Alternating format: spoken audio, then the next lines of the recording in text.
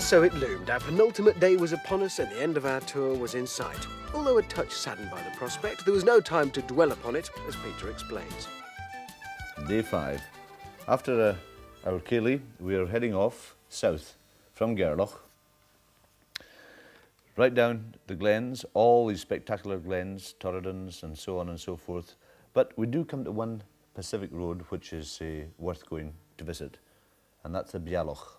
The Bialoch is one of our highest roads up here, 2,050 feet in 6 miles. Spectacular. Backing down there, then there's a nice lunch, and heading south all the way. We're doing a lot of miles today. We're heading all the way south, down to the south of Loch Ness, and right down here, down to Fort William, and we end up down at Onich, which is another nice stop. First stop today was at a rather large, twisty and, frankly, quite scary hill, at the top of which I managed to get Peter to tell me what it was called. Bialoch. Bialoch Moor. Yes, the Pass of the Cattle. And this is a very, very old road. This is a very old road, an old droving road, and it's the old road into Applecross, which is, what we've ridden up is 2,050 feet from sea level in 6 miles. And they brought cattle up here? They brought cattle over here, and it's called the Pass of the Cattle. Now, in the winter time, it's permanently blocked, so they've just built a new road round the coast, which makes the Applecross more accessible. But it's something else. And it's colder up here. Yes, already, you can. On, what is a summer's day? Summer's day, and you can feel the change in temperature up here. Yeah. And this is quite well known amongst bikers. This is a oh yes, this is a road that all bikers would like to do at some stage in their life. Yeah. Yeah. With a fully laden bike, it can be a bit of a challenge. It's very, very twisty, but a fantastic place nevertheless. Yeah, very twisty. And from here, well, it's not a bad whole view, is it? Really? Well, you can see the Isle of Skye, MacLeod's Table over here. You can see right down for 50 miles on a clear day. In fact, you can just about see it today. Ardnamurchan Point, the peninsula that we sailed past, the furthest point west in the British mainland. Well, we got up here. Uh-huh. How do we get down?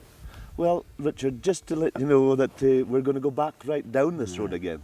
Okay, that'll be first gear then. Yes. How come you put your 2 feet out? Like that, I think.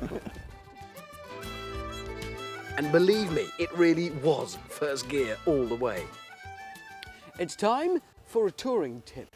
And I've been dying to talk about these all week. Jim's boots, because they're fantastic. These are like nothing I've ever seen, certainly. They're not like these ordinary, boring modern ones. What are they? They're boots. Well, Gold yeah. top boots, yes. I've had them for about 20 years. And they're not as waterproof as your boots. No, but I have noticed that every evening you scurry off and polish them, and every Yes. morning they look immaculate, even That's if they've right. got all wet. So you look after these things? Look after the boots if you look after them, but there's one way you can't get them wet. Right. So there is sort of rubber over boots you can buy, Yeah. which I have here, which is absolutely excellent for it. But the biggest problem is getting them on. So my tip is you get a plastic bag. Now this is one that you just discovered when Yeah, you... Right, that's trying right. to I got a hole. What actually happened is I got a hole in one of these, and as you can see, and decided, well, the best thing is to put the plastic bag on first. It's got to be a shiny plastic bag. Can't be any other help than a shiny one. So you just put it on your foot like so. It's very elegant, Jim. Oh, of Look, course, looks nice. yes. Yes, oh, right, smart. But this actually makes it easy to get the thing on. Yeah, that's it. That's it. So the boot's on. Very That's chic. it. And you can also do a similar thing with a plastic bag if you have a waterproof. Your waterproof oversuit on your jeans. Correct. Which can Just be put them on the nightmare. put your boot in the plastic bag and put it straight through the boot. Et So voila. there you go. Most of today was spent chewing up the miles. However, we thought it only right to pay our respects to the Commando Monument near Fort William. This enormous statue was erected in memory of those who gave their lives in World War II. A truly fitting gesture, I'm sure you'll agree. As we journeyed to the last hotel on our list before Linlithgow, the group seemed to be a touch melancholic at the idea.